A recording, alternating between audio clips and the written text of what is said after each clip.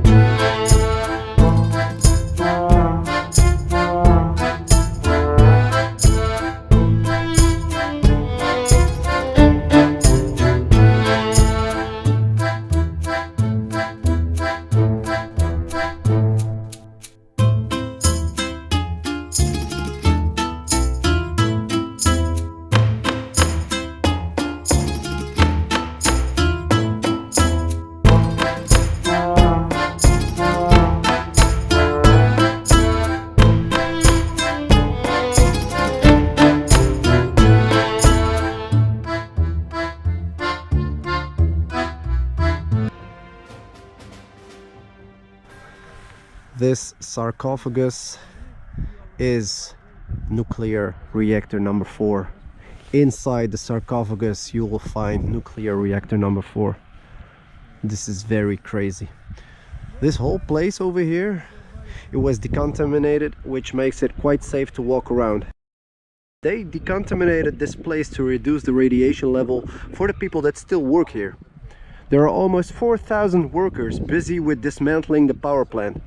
That big building over there, that's called the sarcophagus. It is a massive structure built with concrete and steel that is covering up nuclear reactor number 4.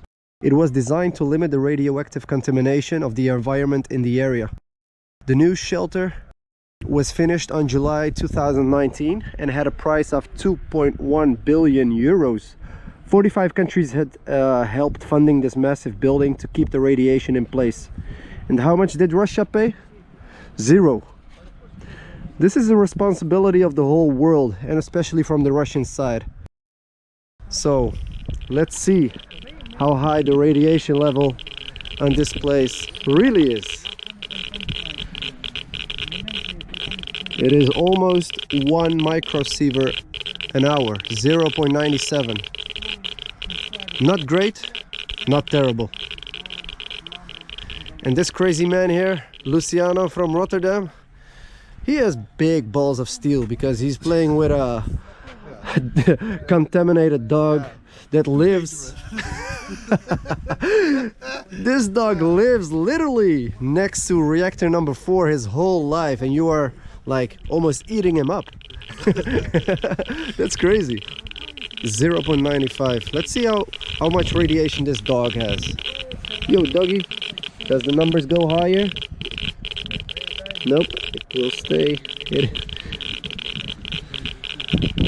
So 0.95 is like 4 or 6 times normal, or 4 or 6 times higher than the natural background radiation.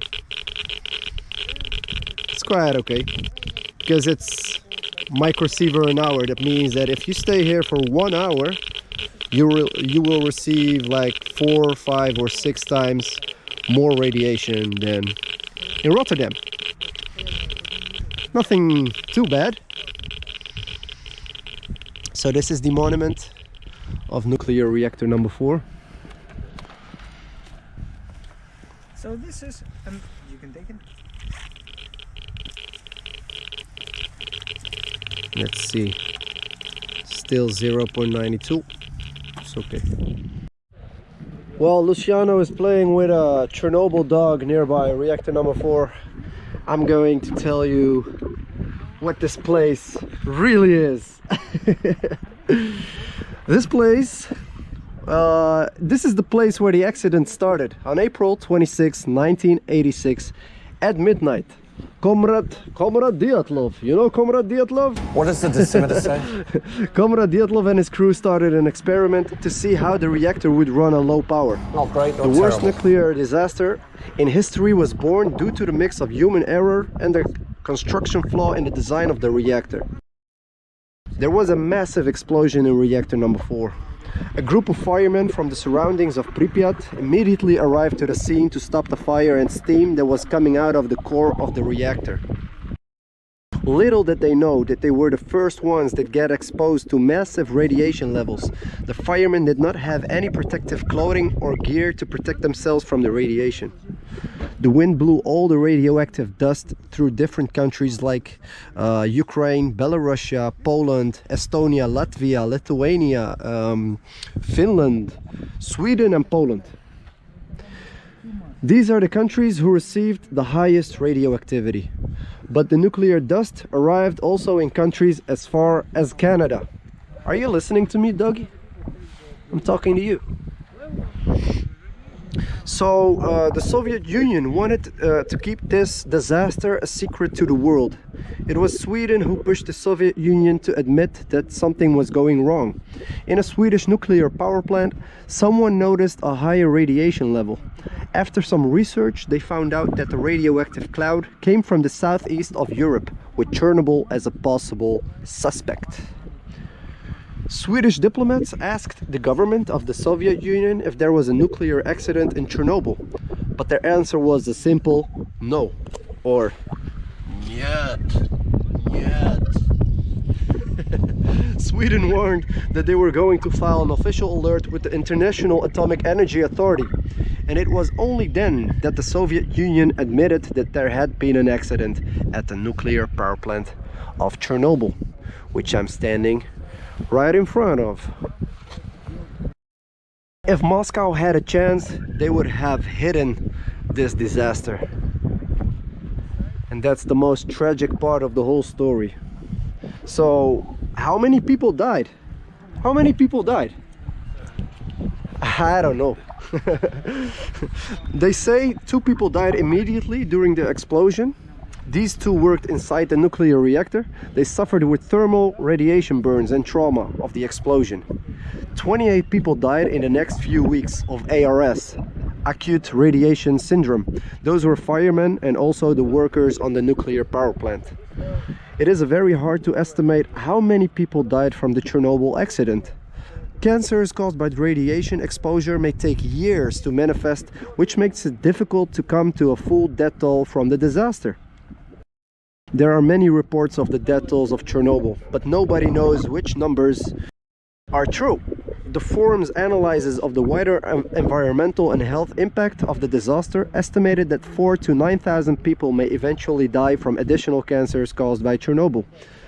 And the Union of Concerned Scientists suggested that up to 27,000 people would die of additional cancers. In 2006 report, Greenpeace suggested that more than 200,000 people had already died from cancers caused by Chernobyl. Other reports claim that the death toll is around 985,000 people. That's almost 1 million of people that have died from cancer caused by Chernobyl. It is also hard to estimate the death tolls in the Soviet Union because the Soviet Union was not cooperative and tried to cover up the accident.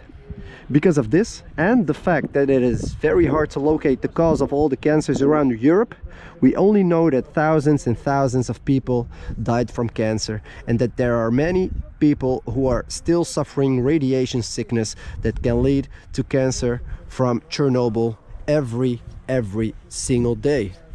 And you, little doggy, you don't really care. You just live here. You just live nearby the power plant. You are my dog. Box. Hij doet helemaal niks. Give me a paw. Give me a paw, doggy. Give me a paw. Give me a paw. Paw. No, not eating my hand. Give me a paw.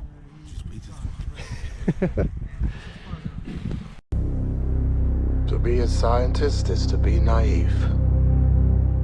We are so focused on our search for truth, we fail to consider how few actually want us to find it. but it is always there, whether we see it or not, whether we choose to or not. The truth doesn't care about our needs or wants. It doesn't care about our governments, our ideologies, our religions. It will lie in wait for all time. And this, at last, is the gift of Chernobyl. Where I once would fear the cost of truth, now I only ask, what is the cost of lies?